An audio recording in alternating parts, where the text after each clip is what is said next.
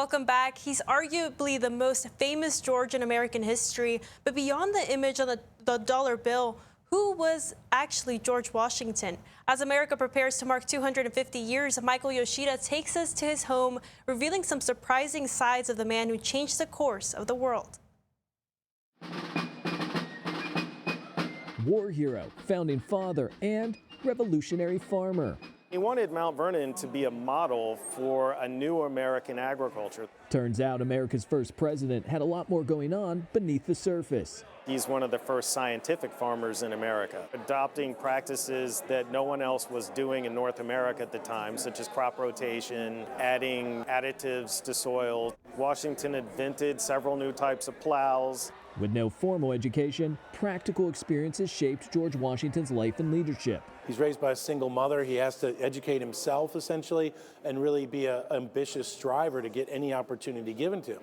A farmer, surveyor, fort builder, inventor, and future president who learned through early failures. Just like all of us, he was very much a fallible person. And as a young man, he had been arrogant about his abilities. In the French and Indian War, he has no experience leading men in battle. He's 21 years old.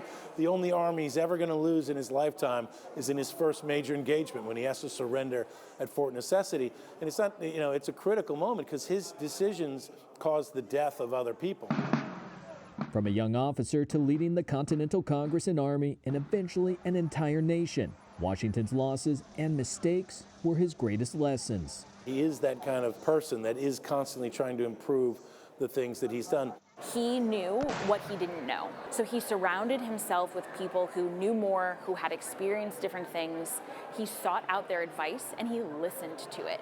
A complicated figure with often contradictory views on race, Native Americans, and slavery that evolved over time.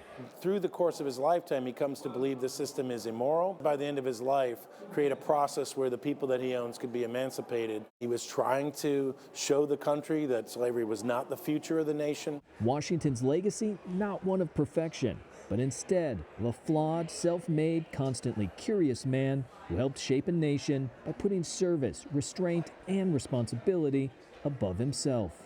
He innovated all the time, and I think that spirit of reform, of trying to make the nation just a little bit more perfect for the generation that followed, is actually the true founding legacy, and is one that requires each generation to pick up the mantle and carry it forward to leave their successors with a slightly more perfect union.